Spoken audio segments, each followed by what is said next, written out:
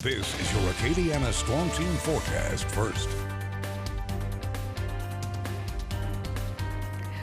Oh, good morning. I'm meteorologist Grace Lim. We are under a tropical threat. We're watching this area in the southern Gulf that has a 50% chance for forming into a tropical cyclone. All those details in my full forecast.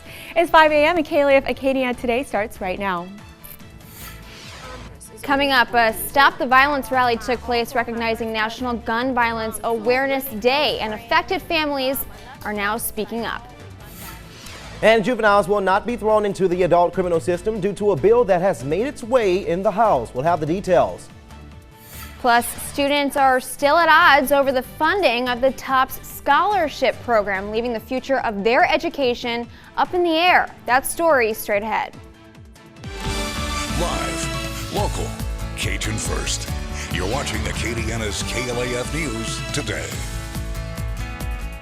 Good morning. Thanks so much for joining us on this TGIF. I'm Caitlin Francis. That's right. It's finally Friday, and I'm Joe Sam. We are June 3rd, 2016. Definitely starting off the weekend right today. Yes, finally Friday. Right. Unfortunately, there's a little weather on the way. We're going to be getting into that a little bit later in the show. But of course, there's a lot of events happening as well this weekend, and we'll tell you all about that fun and excitement later on. But first this morning, we begin with a rally against gun violence that was held here in Lafayette. Now, the rally includes speakers and loved ones who were directly affected by gun violence. Yes, KLAF's Paulina Butska talked with people both pro and anti-gun about gun safety and the effect it has on the community. I wouldn't wish this hurt in my heart.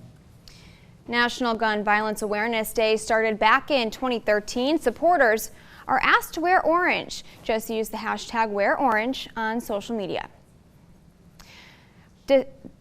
District Attorney Keith Stutz is pushing to block the Lafayette City Parish Council from voting this coming Tuesday on roughly $650,000 cut in funding. That funding cut could result in job loss and lack of salary and benefit payments for some of those employees in the DA's office. In court today, there will be a hearing after Stutz filed a lawsuit asking for a judge to order city parish government to pay that money.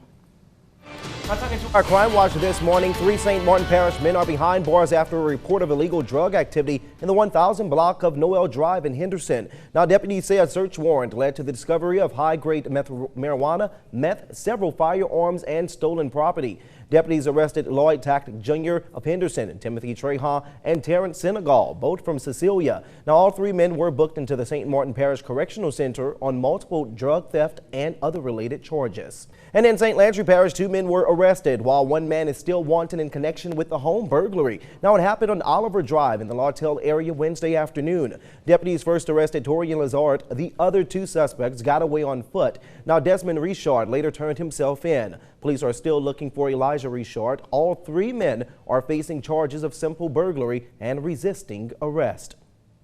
And a Burr Bridge man is in following an investigation into an armed robbery at Myers Quick Stop in Henderson this past Sunday. Now, St. Martin deputies say 33-year-old Ronald Jarrett is charged with armed robbery and possession of synthetic marijuana.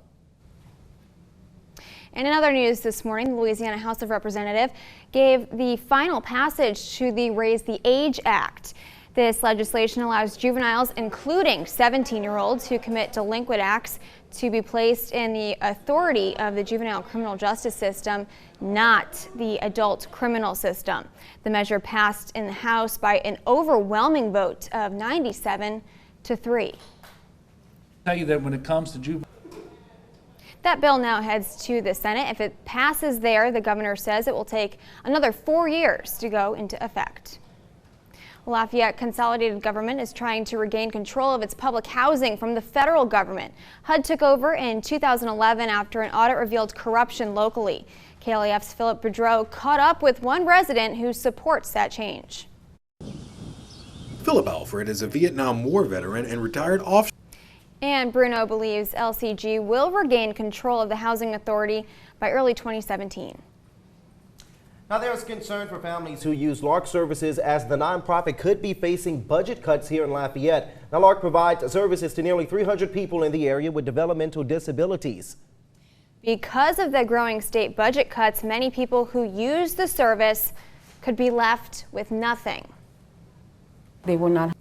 Again, the special session will begin Monday, where the fate of the TOPS funding will be decided. The session should be completed no later than June 23rd. All right, well, coming up, Jefferson Parish isn't wasting any time getting ready for hurricane season. We'll have their plan of action.